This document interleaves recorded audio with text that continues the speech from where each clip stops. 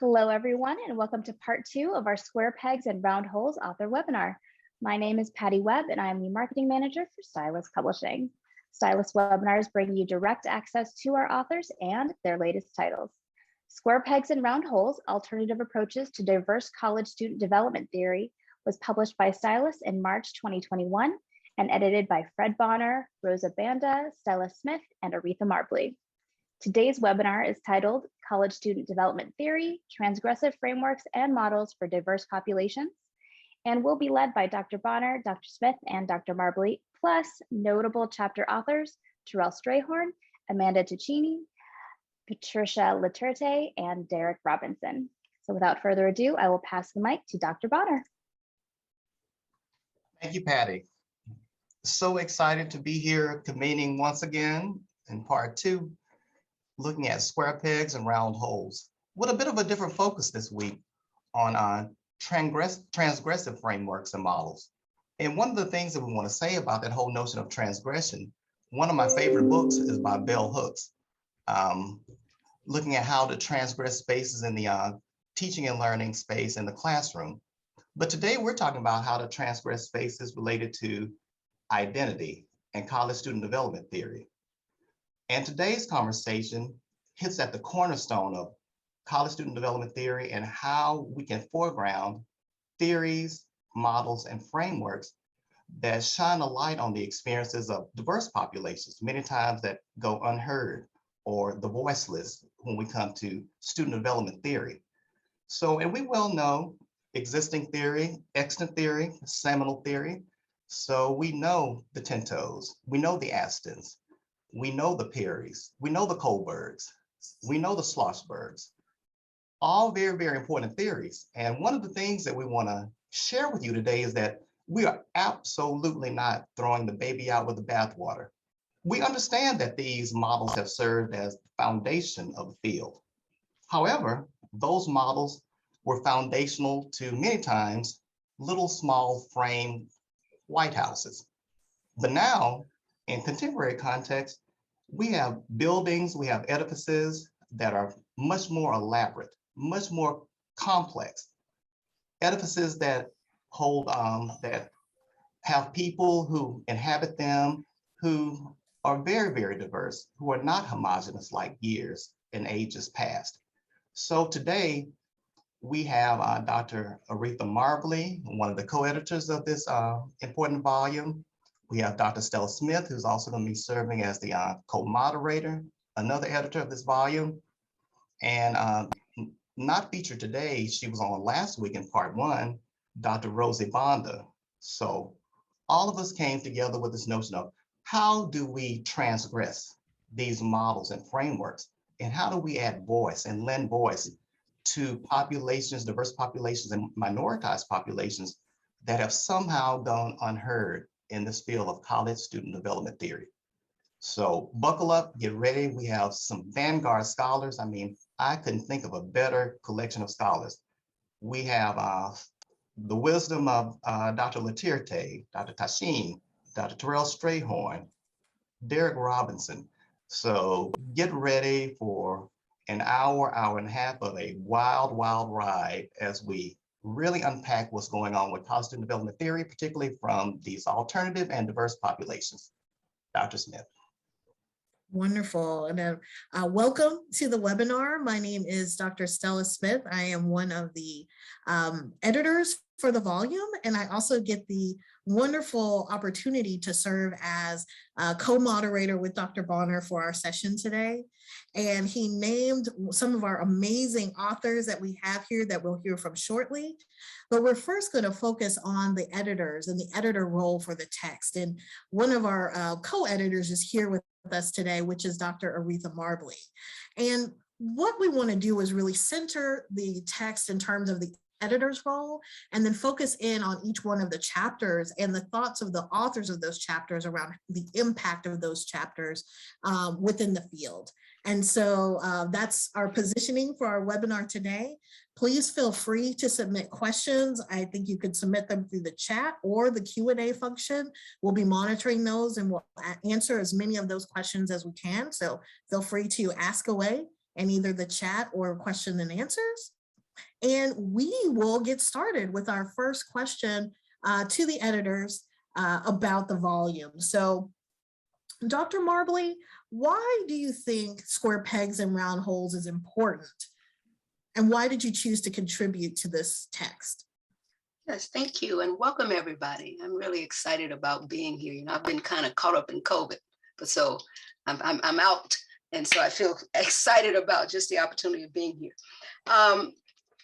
Dr. Barner and group, I was thinking about kind of researching when we first started writing about round holes and square pegs back in 1999 when we did a presentation, I believe, for ASH, looking at the experiences of first-year African-American professors, and started that conversation then about what that looks like. And we were, I think, both pre-tenured at that time, and the importance, and who would ever thought 20 years later we would actually have a book, and found out things really hadn't changed that much in 20 years. And even when we were students together back at the University of Arkansas, realizing a lot of that stuff that was taught didn't really include us.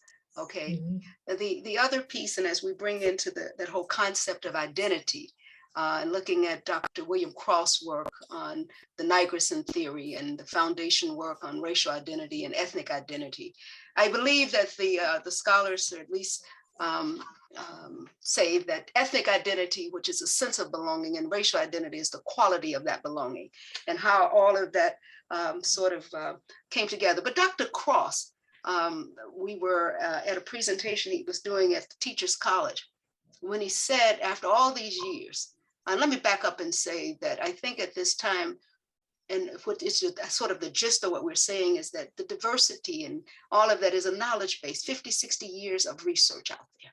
And so when we ground this, it's already grounded in something that has a lot of evidence-based studies and a whole of other kinds of models and ethical guidelines and theories that were in existence, but not necessarily brought to the mainstream. But Dr. Cross said that we need new methodologies, theoretical frameworks, both qualitative, quantitative, to capture the experiences of women, people of color, and other minoritized and marginalized populations. Theory, by definition, really is a framework to describe, explain, predict behavior, and to provide interventions. But the idea is, and as Dr. Barner said, great minds think alike. It's not that we don't value the contributions of traditional theories that are already out there. In other words, not throwing away the baby with the bathwater, but the bathwater has to go. In other words, we really need to change the bathwater a little bit so that we can really explain, to describe, predict, and which is most important, to provide interventions and so forth that are going to be helpful for people who are not represented, or shall we say, the limitations of traditional theories in terms of diverse populations. And so our conversation, including with Dr. Smith when she joined our group, we've been talking about for a while. We knew as scholars that there was not enough to explain in a way, in a very, a way of changing systems for us, what it is that we are experiencing. And so that's why it's a landmark, definitely important, just so that we, as you mentioned, get the voices of those of us who are not represented in our voices are not represented in those particular frameworks. Okay. Thank you so much, Dr. Marbley. You're welcome. Did you have something that you wanted to add to that with the importance of the book, or why you thought that this book was so important to the field?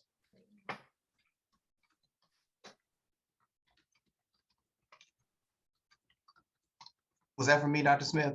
Yes. Oh, Did you have something that you wanted to add, Dr. Horner? I'm just here staring at the screen, listening to Dr. Marbley. I think she said it. I just want to say ditto, ditto, ditto.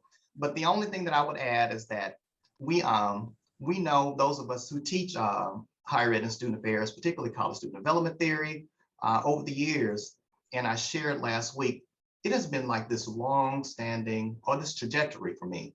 You know, starting off my very first position teaching at in the CSA program at Bowling Green State University, going from there to the University of Texas, San Antonio, teaching in the adult and higher ed program, leaving UT San Antonio, teaching in the SAHI program, Student Affairs Administration in Higher Ed, leaving Texas A&M, going to Rutgers University and teaching in their CSP program. I think there's a CSA, I mixed CSA and CSP with Bowling Green and Rutgers. But anyway, you get the point.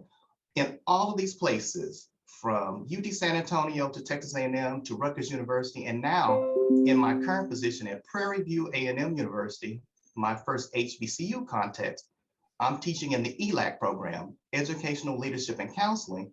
And in every one of these stops, I have taught college student development theory. And each time I've taught this course, I've had the same experience. I've heard the same narratives from the students. You know, Dr. Bonner, this doesn't sound like us. You know, this is not my experience. You know, I feel like I'm pushing myself and trying to pack myself into this box that doesn't fit me. So as scholars, I tell my students all the time, I always start off my doctoral courses. I'm teaching dissertation seminar this semester. And I always tell them, problematize and deconstruct. So we have got to problematize and deconstruct what we mean when we say college student development theory. Mm-hmm. What are we talking about? What populations are included? So I think these authors, they are absolutely brilliant, and they give you an entire compendium to rethink alternative frameworks for what we've been pretty much fed all this time related to student development theory. Thank you, Dr. Bonner. And that is a fantastic segue to opening this up to our authors that are joining us here today. And so for authors, I have 6 questions for you. I know that's a lot of questions. Now I think about it, I was like, oh, probably should have broke those up. But if you could introduce yourself, share the title of your chapter, share how the book makes a contribution to the literature from your perspective, share the significance of your chapter to the volume, and then highlight any points or takeaways that you might have from the volume, or that you really want our listeners here, our participants on this webinar, and also the readers of the book to take away. So I am going to start with Dr. Literte. Thank you so much. Thanks for having me. I'm excited to be here today and to talk about the book in my particular article. My name is Patricia Literte, or Literte. I'm director of McNair Scholars Program and the Titan Scholars Program at California State University, Fullerton. I'm also associate professor of sociology. The title of my chapter was The Multidimensionality of Multiracial Identity in the Post-Civil Rights Era. And I think building upon what Dr. Bonner and Dr. Smith spoke of, the book makes an important contribution to literature because our college student population is constantly changing and increasingly diversifying. And I think this is even true at those institutions that don't have substantial racial and ethnic diversity. So for example, even at those institutions that are still PWIs, how students think of themselves is changing. And that's due to the changes in socio-political landscape, engagement in activism, the growth of whiteness studies. All those factors are contributing to an increasing number of white students who are reconsidering what their whiteness and white identities mean in ways that white students probably weren't considering 30 years ago. So I think it's a lot of the articles, or all the articles in this book, are applicable potentially to all institutions, even those that aren't particularly racially or ethnically diverse. In addition, the field of student affairs is changing and diversifying. The articles in the book focus on the student population, but I think there's also it's not as quickly diversifying, but more diversity in the student affairs professional field. Here at California State University, Fullerton, in my particular department, which is the Center for Educational Partnerships, I would guesstimate off the top of my head that 95% of our staff members in this department are people of color. All of the directors, which there are 5 of us, are people of color, and there's a large proportion who are also from first generation and low income backgrounds, right? So I think that's another interesting dimension to explore that's relevant to considering how we work with a diverse student population, is that simultaneously the student affairs professional field is diversifying. In terms of my particular chapter, I examined the growth of the college student population that identifies as multiracial or mixed race, or maybe they are from a multiracial background, but don't actually identify with a multiracial identity. And I look at the identity development frameworks that have typically been used to understand multiracial people's experiences and offer an alternative way to conceptualize and understand multiracial people's experiences, utilizing critical race theory, racial formations theory, and Black feminist thought. And a couple key points or takeaways that I would emphasize from my chapter is that a lot of the traditional linear identity development models are really limited in helping us understand multiracial students' experiences, because so many of their experiences and identities are fluid and situational, meaning that for many multiracial students, how they identify themselves is oftentimes in part dependent on by whom they're surrounded and in what context they are identifying. Also, of course, too, is the whole multiracial category is extraordinarily complex, because if you talk about a multiracial category, you're including in that category students who may not share any racial similarities whatsoever, right? So within the multiracial category, you can have a student who is of Korean and white parentage, and another student who has a Black and Latina parentage, right? But they're being put into the same multiracial category by virtue of coming from a mixed race background. So one thing I talk about in the chapter is how some multiracial students do lay a claim to whiteness and white identity, and may have privileges that others within that group don't have. So you're dealing with an extraordinarily diverse group whose identities are shaped and circumscribed by institutions of higher education. So institutions of higher education, for the most part, are still largely structured in accordance with monoracial categories, right? The categories of Black, white, Latino, Native American, Asian American. That's typically how we see our academic departments organized in terms of ethnic studies. Oftentimes at those institutions that have them, how we see student service offices organized are around those monoracial identities. So there's been relatively limited movement towards any institutionalization of multiracial students' experiences or identities. And in terms of a takeaway for student affairs professionals, I think one thing that I would really emphasize is the need to assess and understand the population. For institutions, I think that's step number one. And it's easier said than done, right? But in an ideal scenario, for example, when colleges collect demographic data, my recommendation would not to include a multiracial category, but to do what the US Census does, which is allow people to mark more than one racial category, right? Because then that gives folks the opportunity to aggregate and disaggregate data. Because I think in terms of data, the multiracial category, again, because it's so dynamic and all encompassing, I think it's limited if you're using that as a category because of the multitude of students who might get put into that. So I think it's more useful to allow people to mark multiple categories and then be able to aggregate and disaggregate the data. So first, having an understanding of what the population is in terms of numbers, and then asking the students, surveying the students about their needs and concerns.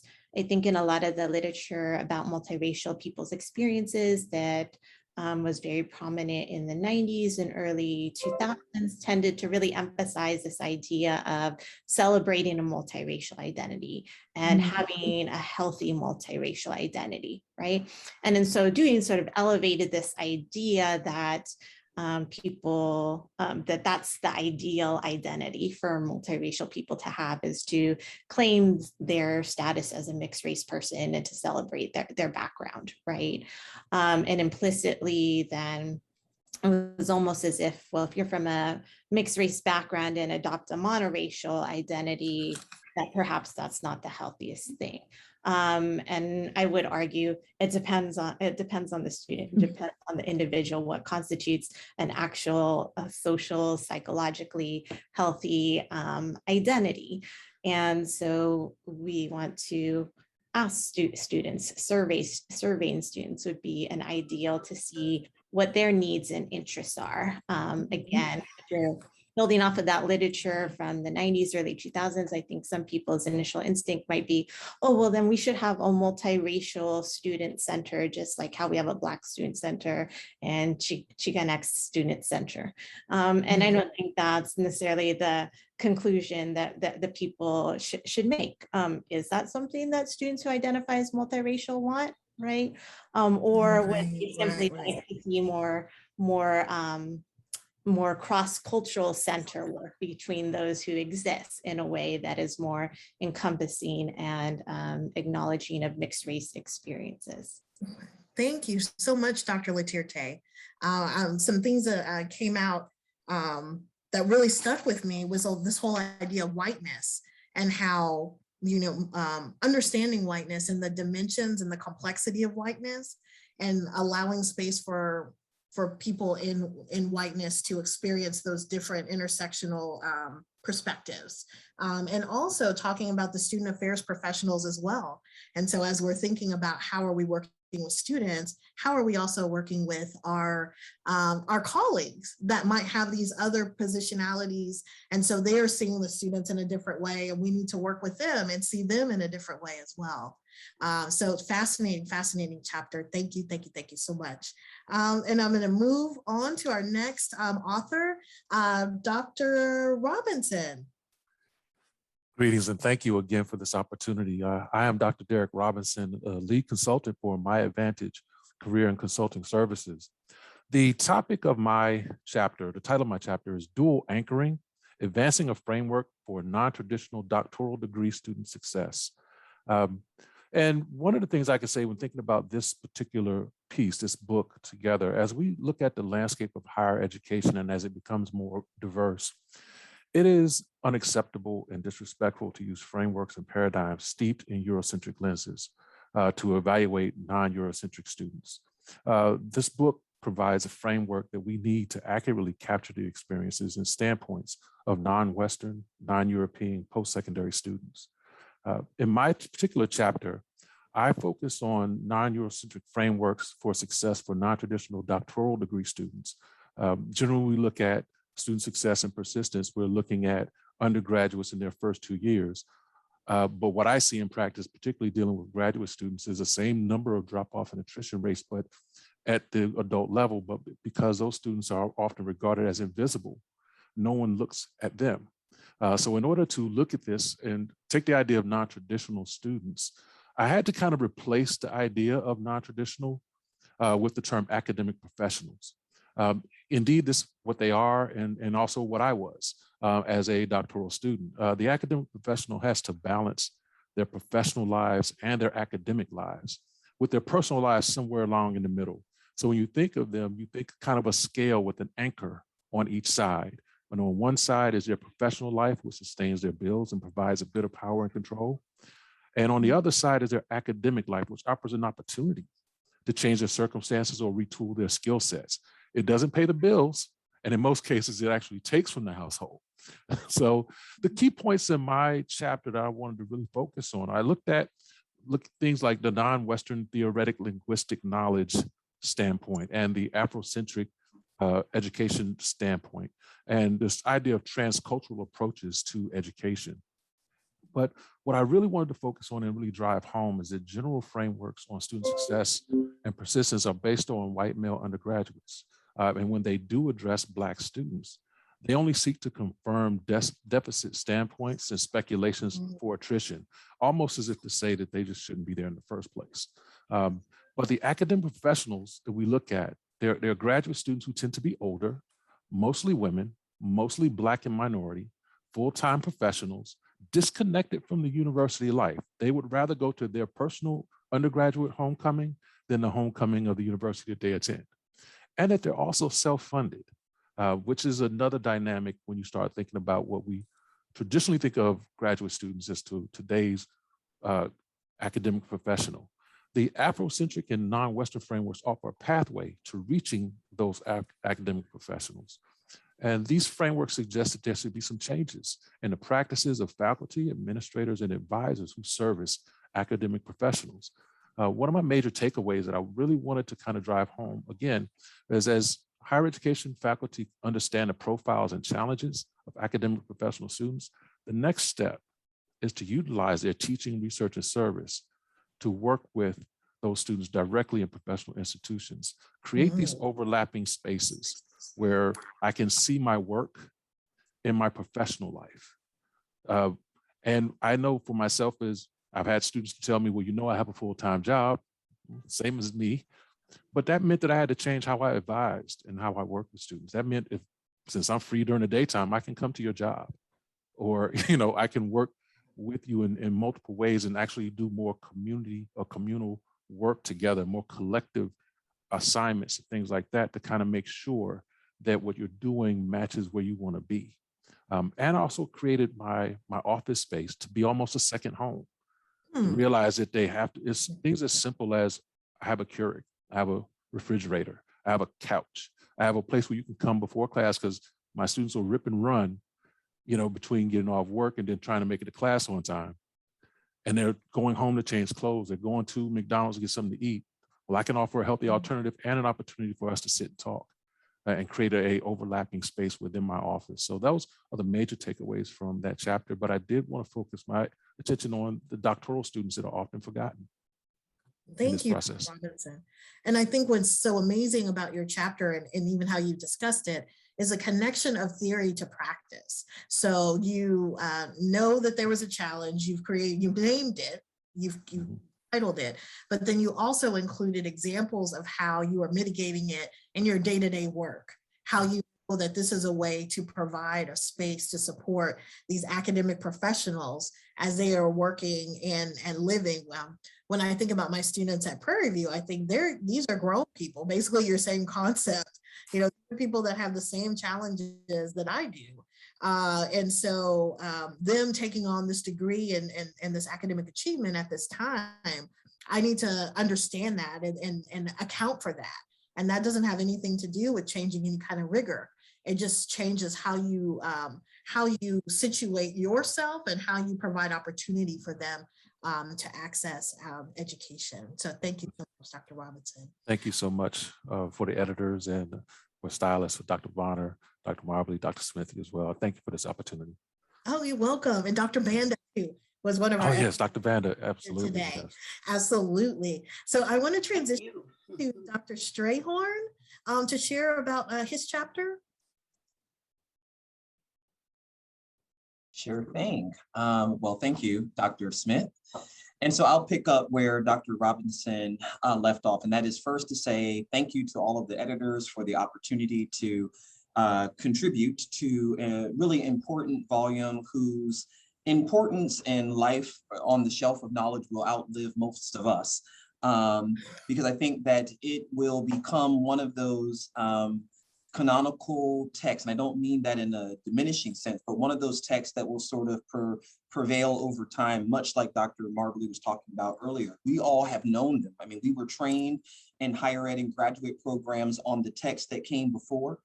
And so what I think this text does, and I'll get into my my 6 points. So first, hopefully my name shows you, I'm Terrell Strayhorn, Provost and Senior Vice President for Academic Affairs here at Virginia Union University, Professor of Urban Education and Director of the Center for the Study of HBCUs. And just delighted, I mean, as you were coming into the virtual room, we were talking about this is like an academic homecoming, and it is so good to see all of my colleagues and that we are all doing well through this pandemic, and all of you in the listening audience. So the second thing is my title of my book chapter is Racing the Rainbow, Applying Critical Race Theory to LGBTQ squared ethnic minority college students development. Say it again, Racing the Rainbow, Applying CRT to LGBTQ squared ethnic minority college students development. The reason why I got to say that twice is because one, it's a mouthful. But the second reason why is because if it had not been for this set of editors, that might not have been the title of my book chapter. Because to really address this issue, it is all about words. It is all about identity. It is all about language. It is all about inclusion and who's not there. And so sometimes when you don't work with, I don't know, socially conscious, critically conscious, woke editors, they'll say things like, well, you got to get it down to 7 words. And we've done that before. And what happens is we leave someone on the editing floor and the book comes out and it gets critiqued because we did not do exactly what the book was designed to do. And that is not narrow the space, but elbow open and open up the space for more people to be included. So it was intentional that the title includes L, lesbian, G, gay, bisexual, transgender, queer, questioning, intersex, every single group who has not been included in the normative theories about gay and lesbian identity development are attempted to be addressed here. And to pair that with the fact that everyone who is LGBTQIA is not white and everybody who's ethnic minority is not straight. So you're bringing these together.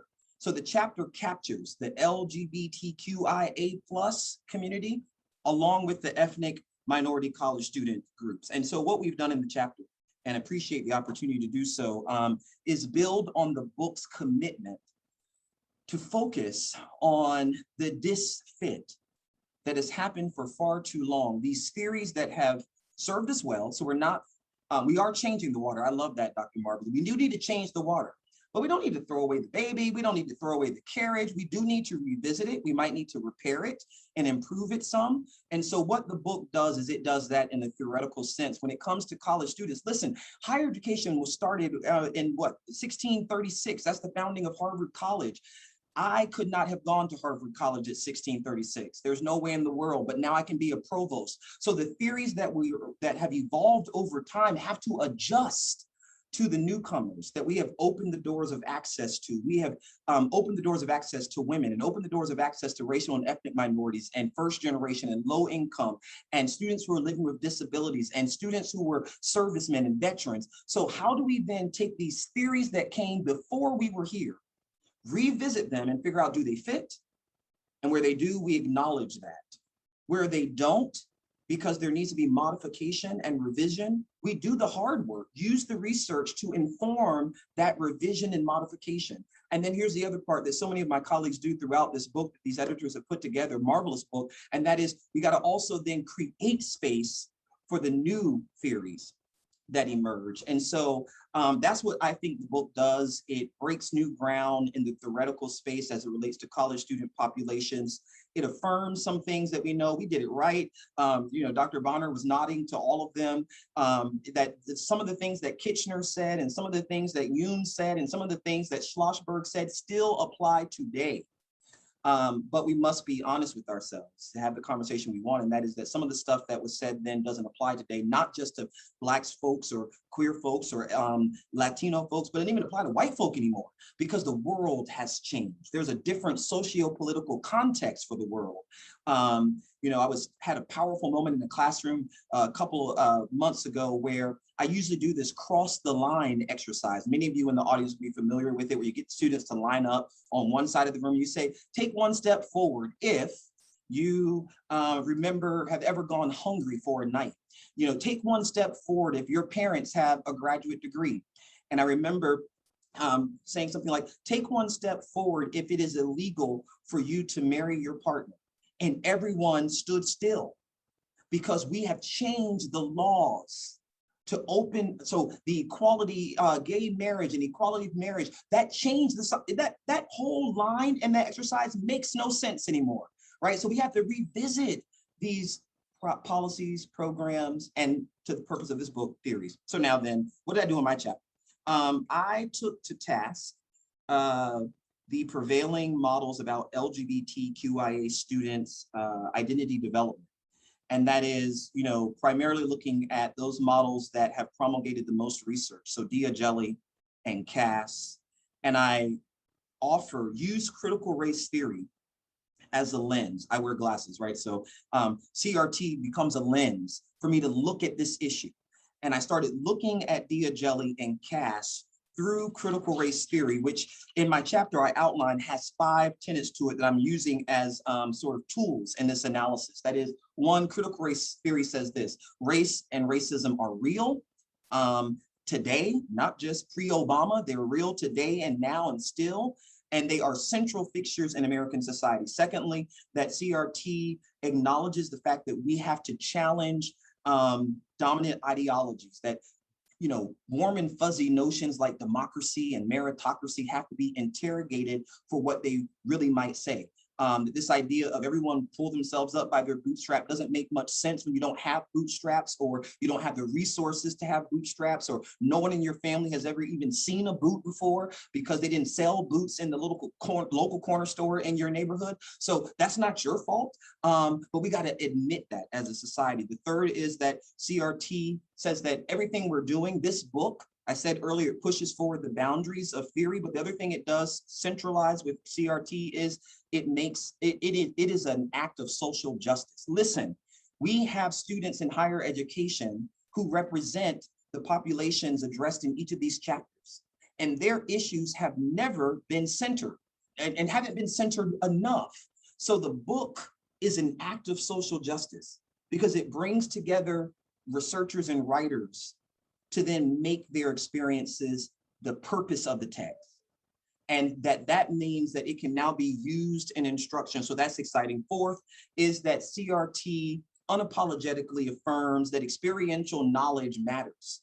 So in the work of the book, one of the most exciting parts about it is we can amplify the voices of students. I can talk about their stories, the students who I've interviewed over the years, and talk about how their experience of coming to understand themselves doesn't match what Dia Jelly's talking about. And I don't have to use Dia Jelly's language, because Dia Jelly would say that you have to exit heterosexuality. Well, there are a lot of students who I've interviewed over the years who, when I ask them that question, when did you exit heterosexuality? They're like, what are you talking about? I don't remember. It's not like a door that you walk through. It's a much more nuanced and complicated process. That's why that model has some limitations. The other is that there is an assumption in the Dia Jelly world that one must become a gay offspring, which implies you got to come out to your family, you got to talk to your parents and about it, otherwise you are developmentally delayed. Well, there are lots of students, especially students of color, who are LGBTQIA, who I've talked to, and they're, I don't know, 54 years old, and they've never talked to their parents about their sexuality. And they've seem cognitively advanced, but it's a far more complicated decision-making process of disclosure and what I call heroic humanity, to be oneself, to be proud of oneself, and to know how to do it according to one's own standards. So that is what I do in the chapter. As I wrap up, I take those theories to task. I use the voices of the participants in my studies over the years to tell their stories, to push back against this theory, and then finally to offer what I call a neo-analysis, a fresh perspective on LGBTQIA squared identity development using CRT in my own research on sense of belonging, and Dr. Markley nailed it, to really say that that's what everybody wants. The students want to belong. They want to know that they matter. And that means that they come to understand themselves, They build supportive relationships with people who they trust and who care for them the way that they are, that they are attuned to fundamental human needs like safety and security. So if I don't feel safe on this campus, I'm not coming out, not because I'm closeted, but because I don't feel safe. And everybody wants to feel safe.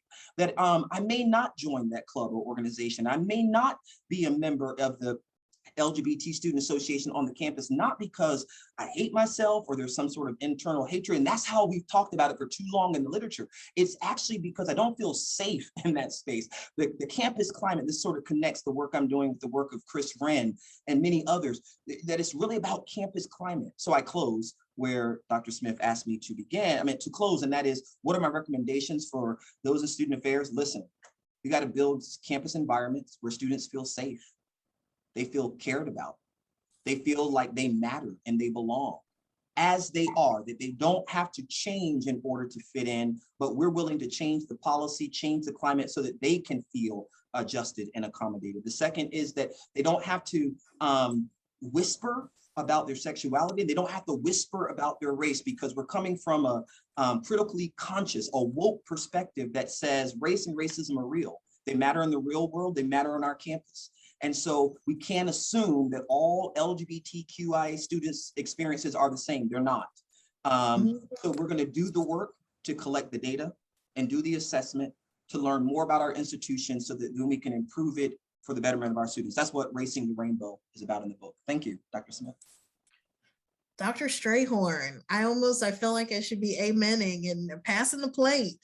That was amazing synopsis of both your chapter and also the impact of the book, and how I think we all feel about being a part of that and being the beginning waymakers as we think about these new theories that need to be added in order to support all of our students. And so that is just fantastic. Thank you so much. And we have one more author. We're so excited to have her here with us. So Dr. Tachini. Yeah, thank you. Yat esh e manda Tachini inish ya nanish eja Tachini nishlo ezlana bashichin kapahata shicheato ashihata shanala look antkanasha. My name is Amanda Tachini, and I introduce myself to you in Navajo because I saw in our participants list one of my relatives is here. Shelly, hello, Yat, and so it's good for me to recognize my relations and by identifying my clans and where I'm coming from. I am originally from Ganado, Arizona, which is Lukantia, the patch of wide reeds, but I currently am on the beautiful homelands of the Acoma O'odham and Peepash peoples, where I work and extremely excited to work at Arizona State University.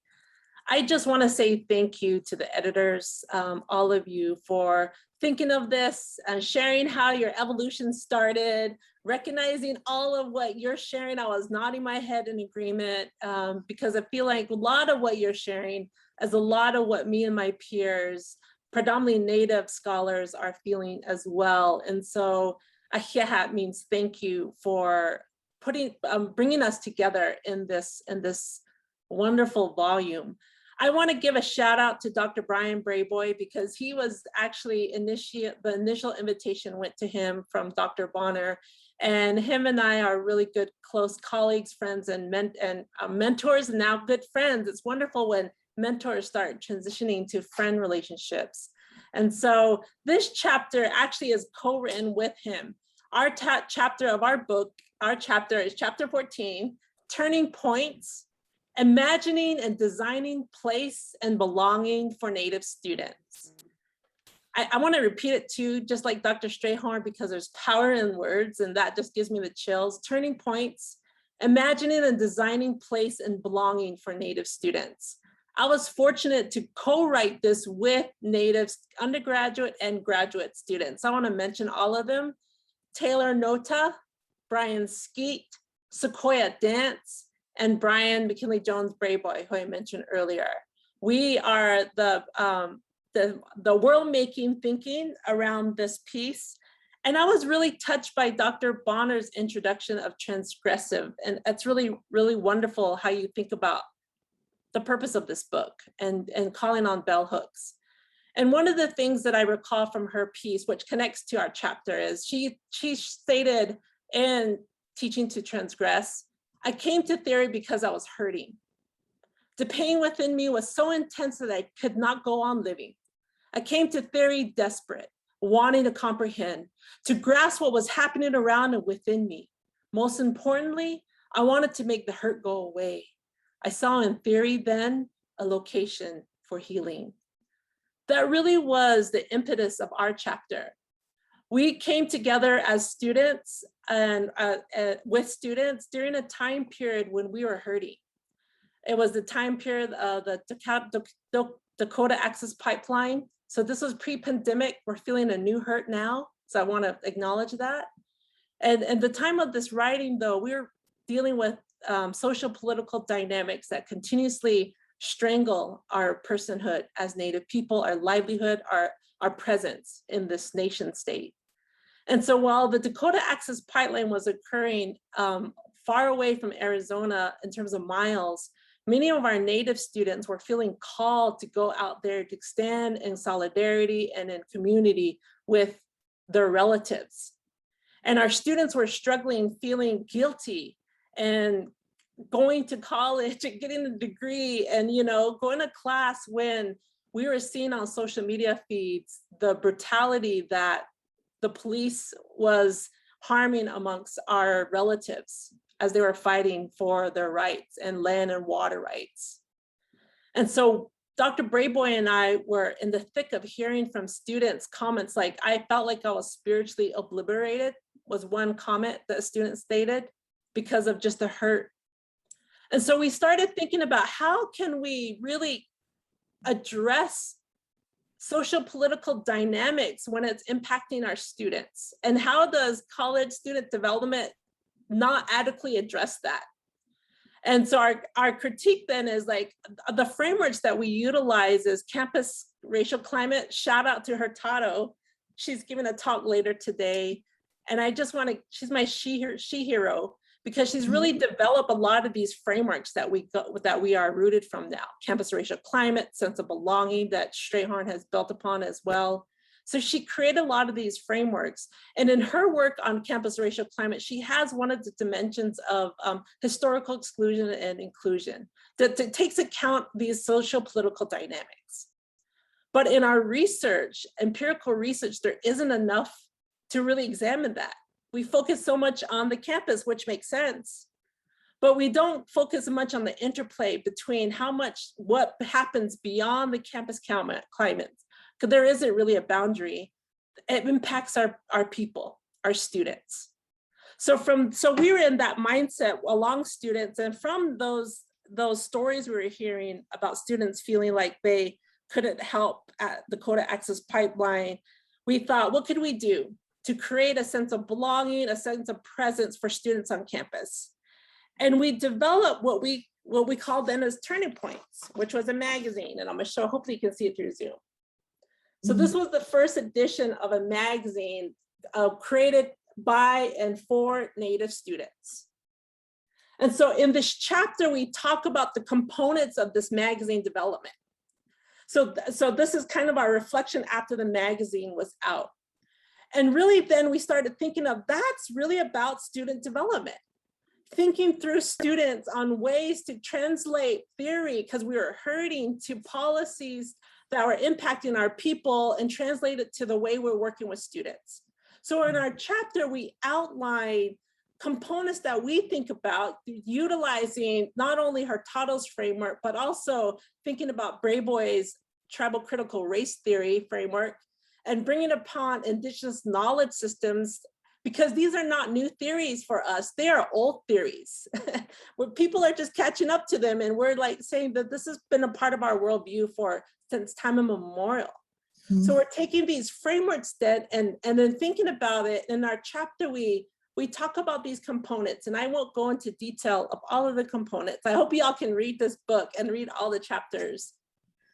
But what we leave with in this conversation in this book is we're asking folks, researchers, policymakers, student affairs folks, to think about How does social, political, and social historical forces play into the lived experiences of students? How do these systemic conditions influence sense of belonging for students attending college?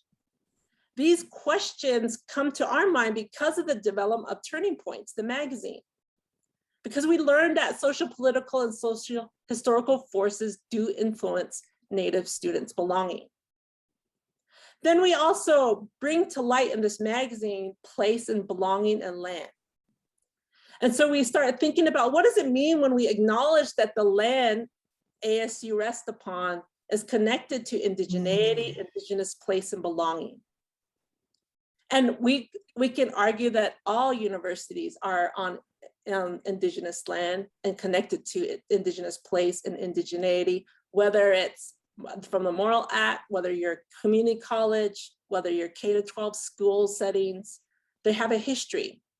So what does that mean? Through tribal crit and then indigenous knowledge system, place was reframed to an understanding that there is more than one way of thinking about the world and our place in it. So we believe that ASU and institutions of higher education have a responsibility to acknowledge the land it resides on and the history that it comes from. Recognizing that there's intersections of solidarity. We know the histories of colonial colleges were built on the slave of Black peoples. So theoretically, we can see that there is room to expand upon campus racial climate and even tribal crit by including place and land and its interconnections with social, political, and social historical conditions. Lastly, I want to share is that this was our opportunity to imagine futures. Because we left with the ending quote by Simpson in 2017, which is, and she states, if we want to create a different future, we need to live a different present so that present can fully marinate, influence, and create different futurities. If we want to live in a different present, we have to center indigeneity and allow it to change us. Thank you so much for this wonderful time. Thank you so much. So I'm blown away. I'm just thinking and trying to pull it all together as a moderator. So clearly we have a powerhouse of panelists here. If you have questions for the panelists, please go ahead and put those in the chat. I do have one though. In the time in which we were writing Square Pegs and working on its production, some really amazing and incredible and unbelievable things have happened in the world. So what advice would you give student affairs administrators as they seek to support underrepresented and non-traditional students today within COVID, within the challenges that we've had in the country? What would be your advice for someone as they're using the theories in the book, but also just for student affairs administrators? And anyone can jump in first.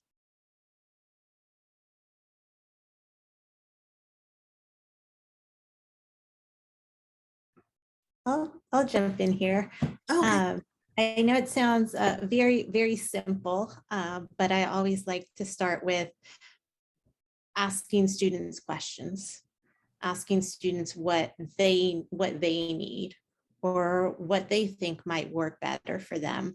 One of the programs that I oversee is for community college transfer students, the majority of whom are adult reentry and are more likely to have dependents, whether children or elderly folks that they're caring for. And I remember a few years ago, we had a new cohort of students, and I asked them as transfer students and as mostly adult reentry students, what could the university do differently that would create a better educational environment for you here? And one of the things that a couple of students said was, you know what, it would be really great if maybe 2 days a week, the Office for Financial Aid was open until 7 instead of closed at 5. Because I work full time, or I work and then I need to pick up my kids from school, right? And it's such a hardship and so difficult whenever I need to go to financial aid, because that means I need to plan way ahead of time to take off work. And my boss is not that understanding. And if they could just adjust the hours a couple days, that would be really helpful. Right. Mhm. And this was pre-pandemic, right? Yes. And I'm hoping too that with the pandemic that institutions are starting to rethink frameworks like that, such as the basics of what are considered business hours and why they're considered business hours. And do we always need to operate within that framework, right? Or are there places in room where there are flexibilities that may better serve our students, right? And honestly, sometimes too, thinking about the needs of staff and faculty may also better serve the needs of staff and faculty. I think, it's been a very difficult past year and a half. But I think a lot of staff and faculty are doing reflections right now, and appreciate those institutions that in returning and transitioning more towards normalcy now, I appreciate institutions that are providing more opportunities for flex work schedules, right? Or more remote work, right? Which could include, working after 5 p.m. hours, because that is what's best suited to your personal responsibilities. So I think it's something that can accommodate the needs of both a diverse student population and diverse students and faculty, and something that if people are just open to thinking outside of traditional frameworks like 8 to 5 business hours, something that could change the game for a lot of our students, right? And relieving that stress and letting them get to financial aid and get what they need to get taken care of without adding undue stress, right? I mean, going to financial aid is always very stressful, right? Exactly. But it's even more so for those students who have to do things like take off of work or rearrange childcare or elder care to make that happen. And again, that all came from, just asking the students the question of what could make things more accommodating for you and your needs, given your life circumstances. So I think it's simple, but it's always a good starting place to ask students what they need. Thank you, Dr. Literte. Dr. Bonner, did you have something you wanted to add?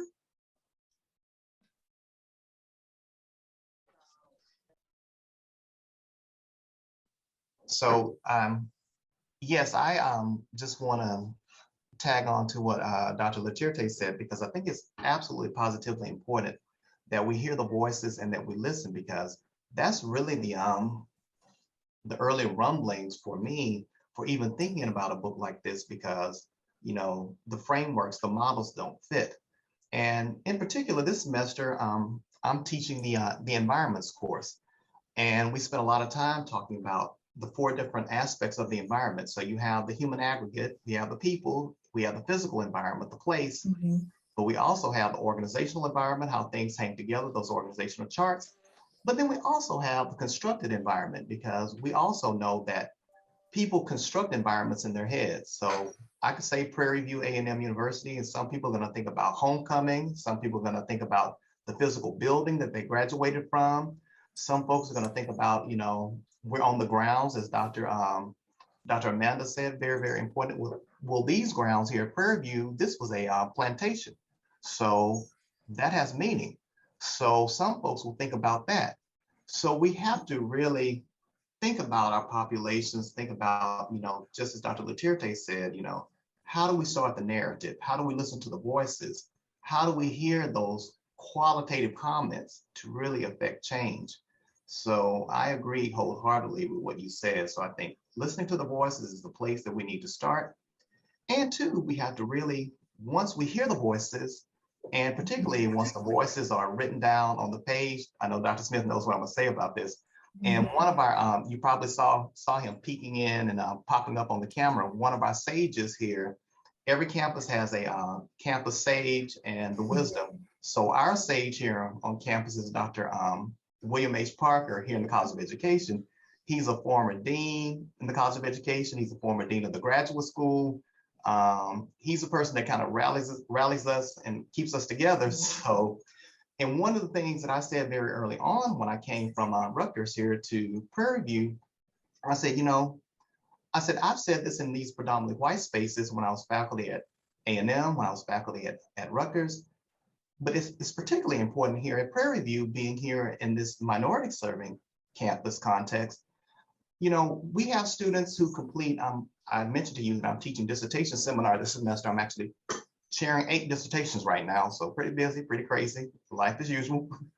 But one thing that I share with my students here at Prairie View, I've shared with my students at A&M, whenever most of our students who complete dissertations, particularly as people of color, as folks of color, most of the time we have students, students of color and even white students who want to study populations of color.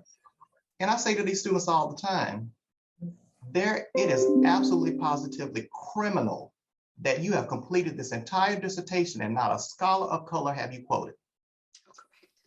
It's criminal.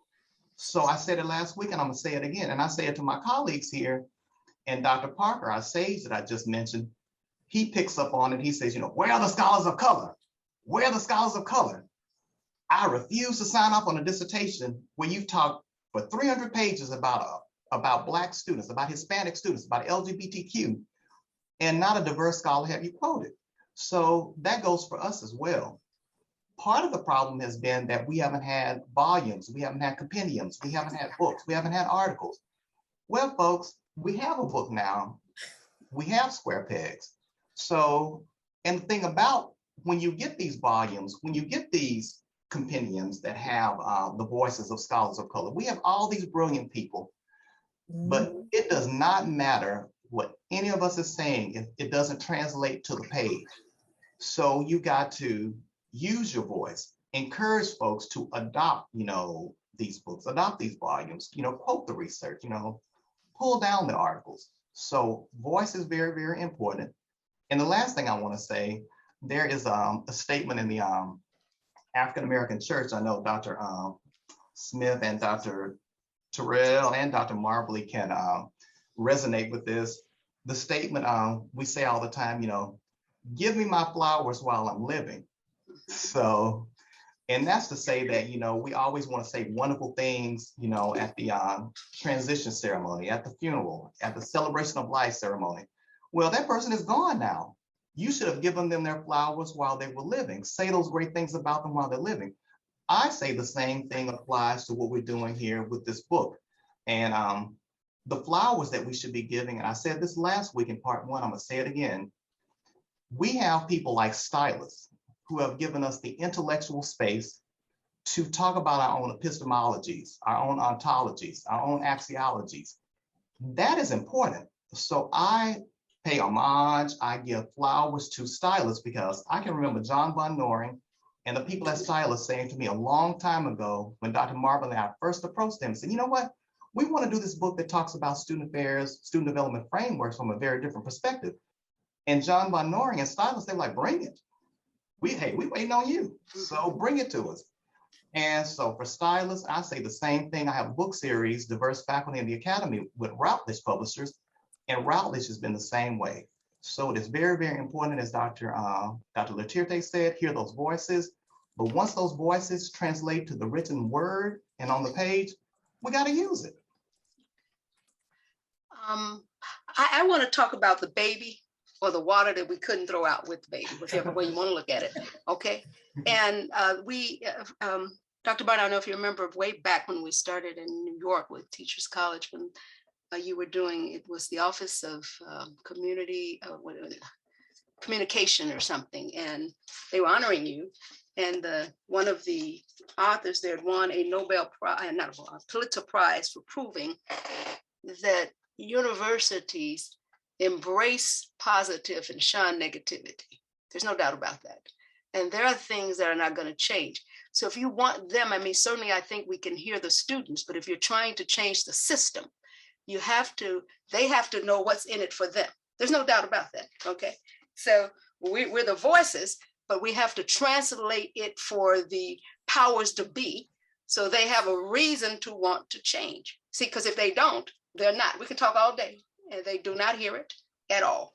And so I'm always saying, let me back up. So I'm a national home scholar, and one of our home scholars, when she became the secretary under the Secretary of State under the Clinton administration, had went to our top flagship journals to see if she could find any research that the politicians, quote unquote, could use to make changes. And so she found very little. And that back part of it, having our research. Now, I love, we've done this part, but I did, and I like what Dr. Strayhorn was saying, and he did a lot of that. Here's the research out here. Here's the evidence-based studies. We have to tie a lot of that to now the studies that are out there, because that's what they hear. No matter what we say, they're not hearing it, because if that was true, they've heard what we said a long time ago. So as we build our frameworks, we have to ground them in that evidence-based stuff, and get our students also. You know, I have a lot of them just be writing to write. I'll say, hey, there's some real problems out there. Why don't we, and since we put this framework out here, encourage folks to join us in strengthening those frameworks, because they have to be grounded in some type of data, evidence-based data. Otherwise, they're just still there. They're just floating, so to speak. And then back to real life practices. You know, I argue all the time. I was telling our group on diversity and equity, they're not hearing that. Okay, the idea is, if you're going to make it just like any other academic area, to take it seriously, we have to talk about it in a serious context, to the language to some level that can connect to what they understand as here it is. And God knows we got a whole lot of it out there. As you said, we have Black writers been writing for years. Dr. Cross, all of these folks are heavily grounded in empirical research. Have we brought them forward in our own research? How many times, as you said, do we quote them and use them? And this is amazing to watch this panel know them, okay? Critical race theorists, and even, you know, all these folks, no matter what the area is, to be able to bring them, not just here they are, but here's this amazing work they've already done that we are able to bring to kind of build our work on. And so that makes it. So that's my response. Thank you. Thank you, Dr. Marbley. Others want to respond to that question? I do. I really like what everyone is offering. And it makes me think about, I feel like the COVID has provided a space for us to really think about how we should be taking care of our students. You know, I recall, I think this was probably more prominent last year, when our faculty were actually calling students, encouraging to return with fears of disenrollment because of COVID. Faculty calling. You know, I feel like that is an example of, why could we not do this all the time? Why can we not be as empathetic in our flexibility in our syllabus and our attention to the trauma that many of our students are still occurring, and continue that? So that gives me a sense of like, we can do this. We've demonstrated it in this way. Let's not return now, because you know, because of how we are accustomed to now there's contentions about, are we going back to that old way of how we operating? And I'm saying, hold on. How can we continue to engage in the ways that center? Because I felt like we were really centering love, and many of us, in empathy, and seeing how we interact with not only students, our faculty, our administrators, because we knew what we were all facing and feeling. And so I think those tenets, I love how you bring bell hooks. I think of her a lot, especially when it talks about all about love. And my question is, how do we center love in our work? How do we center love so that when we know the Native students and their stories, that we don't just listen to them, we do action? Because for some of us, we've been talking for centuries. And we would say, you all are you listening? You know? So I think those are the things that give me some sense of, dare I say, hope that we have it within us. Let's continue to use that portal in time, this interlude, to see how we can imagine how we can continue to learn from that. Thank you. Thank you. Dr. Robinson? Yes, thank you. If I could join in really quick, I know that I deal primarily with graduate students and doctoral students, things like that. And I'm not aware of the impact of student affairs at that level. I think they've been able to get away in most universities I've been in with using me as student affairs unless there's a complaint.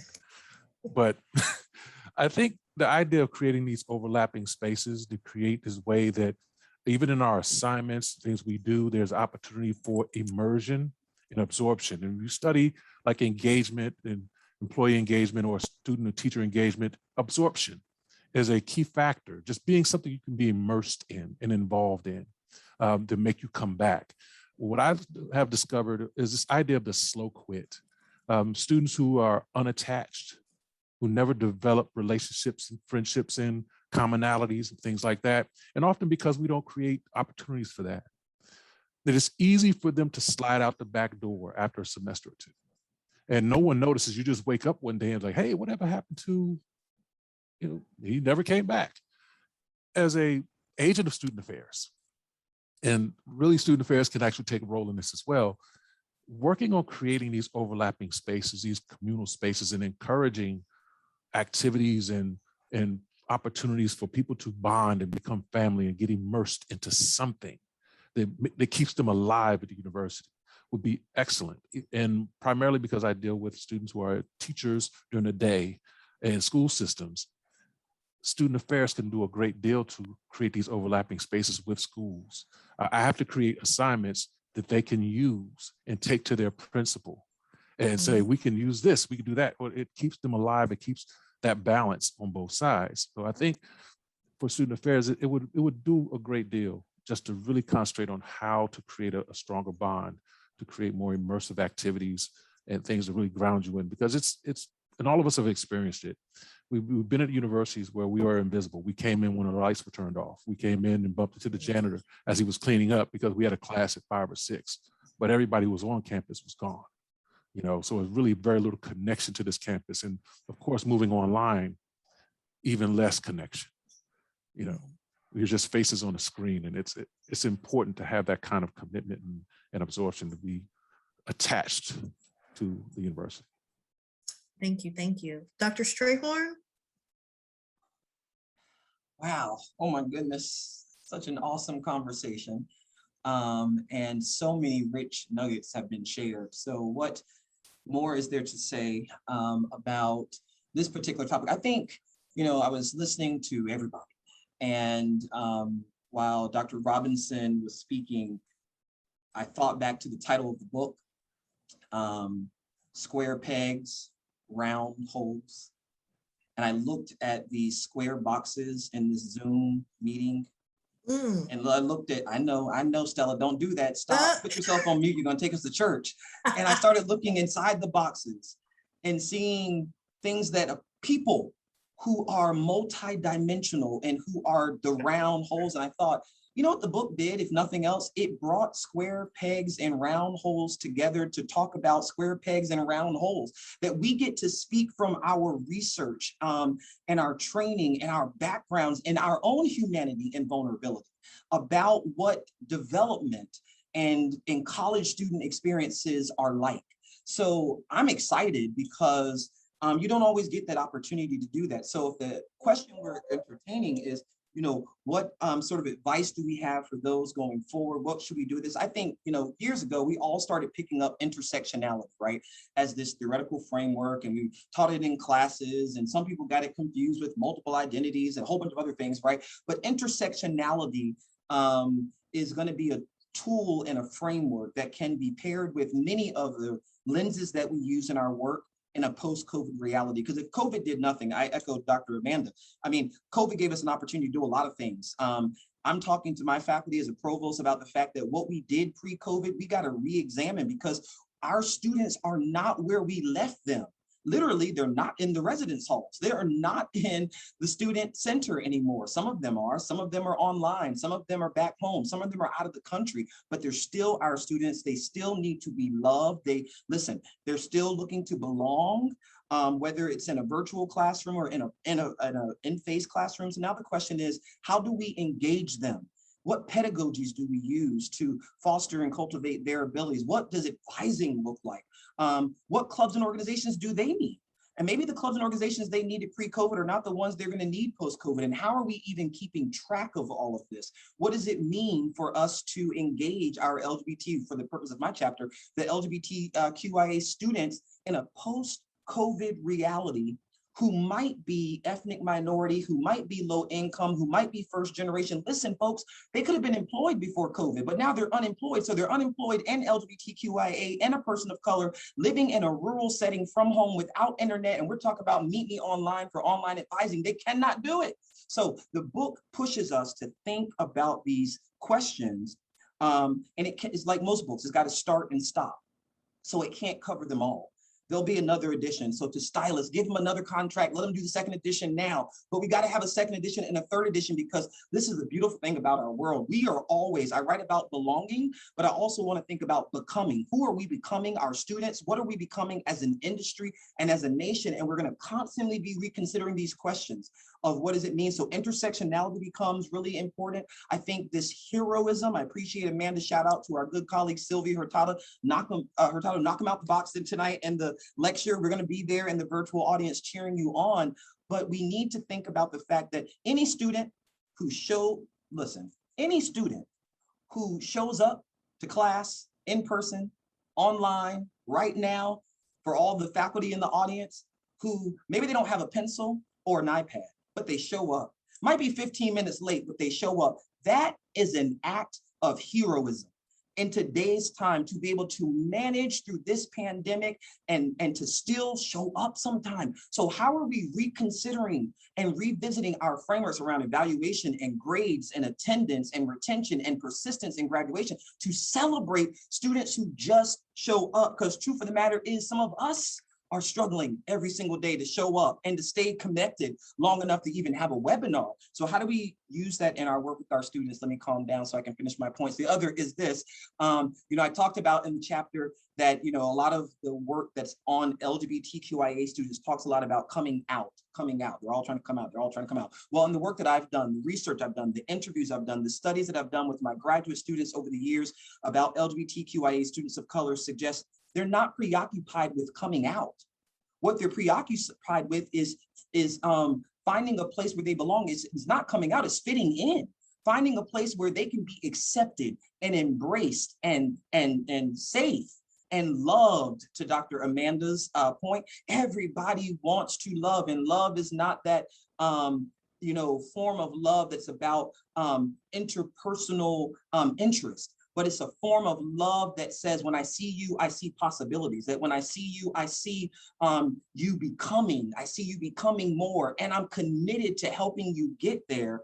I then close where I close in the chapter. This was so exciting. As I was finishing the chapter, I thought, how can you wrap this sort of stuff up? And what I say to the student affairs professionals, everybody in the audience, I look through the list. We got a whole lot of people in the house, and not everybody's in higher ed. But listen, our work is not done.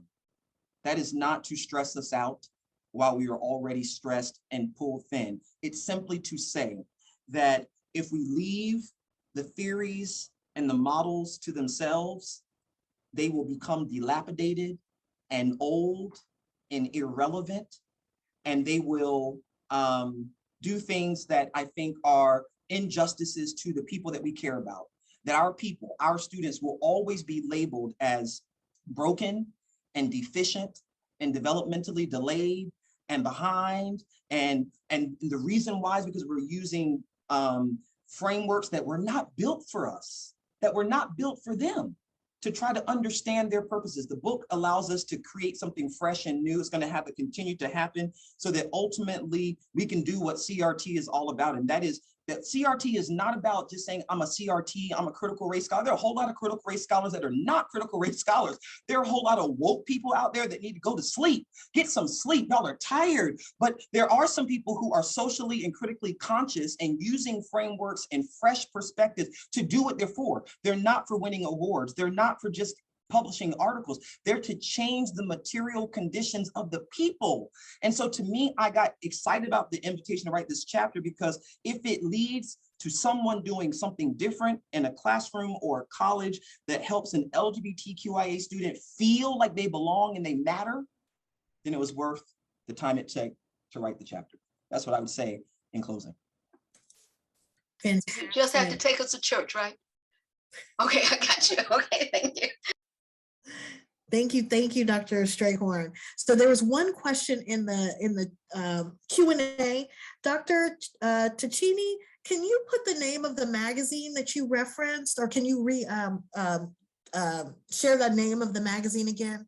Yeah, absolutely. And thank you for that question. I apologize, I didn't mention it. You can actually follow Turning Points on all social media platforms. On Twitter, it's called Turning Points. And so you can follow them on Twitter, on Instagram, and they also, all of the articles are on medium.com. So you can, their articles are printed or available online to review. They're a fabulous group of students now, continuing to create. I think they're on their 5th edition of magazines right now. So, so check it out, follow them, show some love. They're really inspiring me. Thank you so much. And I just want to thank everyone for their participation. So it was an amazing panel discussion, and just even as an editor of the book, I'm now rejuvenated around the book. I want to read it again. I want to read it from all of these different perspectives, knowing this additional information about each one of the chapters. So thank you for the opportunity to serve as your moderator, and I'm going to turn this back over to Dr. Bonner to close us out.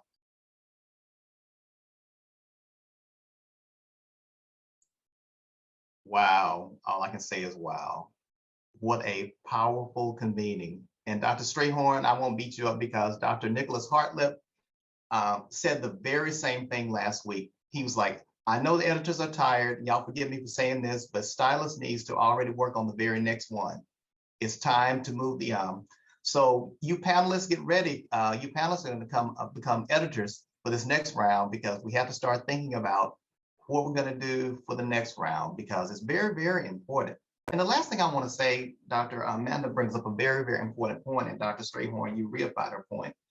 I look at it as the glass is half full. So Dr. Stella can attest to this. Just this week in my environments class, and I know all of you are probably experiencing the same thing. So much of my classes, we spend like the first 10, 15, 20 minutes, sometimes the first 30 minutes doing let's come together. How are you? How are you feeling? Just dealing with those psychological stresses. And it was so interesting. I spent 30 minutes talking to a doctoral student who was there, very, very present, you know, sharp guy. And he just wanted an assurance from me that, you know, Doc, I know you're here. You know, we're engaging in class in this virtual format. You know, I don't like virtual. I know you don't like virtual, but, you know, we're working now. Things are going okay. But I just want to know, because I feel like there are some things that, you know, it has nothing to do with you. I mean, all of our classes. I'm just worried about, you know, am I missing something? Am I really getting it? You know, are things the same? So I spent a lot of time kind of giving them my Anita Baker lecture, giving you the best that I got. And I'm like, I can assure you that, you know, although this might not be the optimal format, what you're getting, you know, what we're doing, what all the faculty are trying to do is to give you the best that we have, the best that we got, given this particular format. I said, but one thing that I want y'all to think about, because, you know, like I said, you know, I wanted this class to be face-to-face, but it wound up in a virtual format, so here we are. But one thing that I have tried to focus on throughout this entire pandemic is, you know, so many times we can go into these situations where we're looking at, you know, what did we lose in the fire? So I said, I just want y'all to reframe. So instead of looking at what I lost in the fire, look at what we pulled out of the ashes. A whole different way to look at it. So I said, look at this. Here it is, this environments course I shared with y'all at the very beginning when I was started teaching this course. Dr. Carney Strange, he was writing this book that we're using. I told Dr. Strange, here it is, all these years later, I'm teaching the environments course. He's like, hey, Bonner, you know what?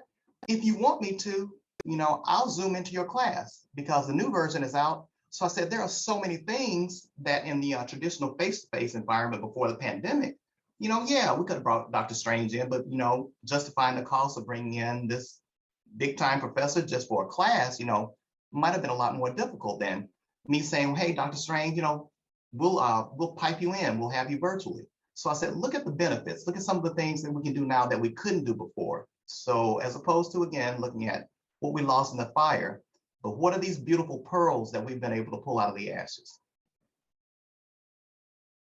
And I just want to thank all the panelists, of course, all of them, and I want all of you to know, I didn't have to ask twice. Everyone, Dr. Strayhorn, Dr. Amanda, Dr. Literte, I can remember when I first talked to her, she said, I can do 2 chapters. I can do one on multiracial. I said, oh, wow. So these folks are about it. They're brilliant. They're scholars. They're easy to work with. Dr. Robinson was the same way. He was like, hey, brother, let me know what you need. So I'm there. So we appreciate them. And I just want them to know, get ready. I'm coming back again. So we got to go for round 2. And Dr. Stella, I'll turn it back over to you. And thank you so much, Dr. Marbley. You have been my right hand since Dr. Markley and I were in the PhD program together at the University of Arkansas. So we go way back.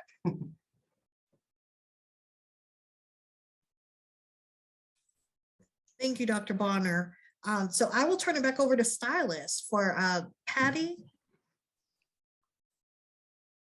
Thank you to our authors for sharing their time and also for your kind words about Stylist and presenting with us today. And thank you to everyone who turned in live with us this afternoon on Zoom. If you are interested in ordering Square Pegs and Round Holes, use code SPQR20 to get 20% off the book and free shipping from Stylus Publishing.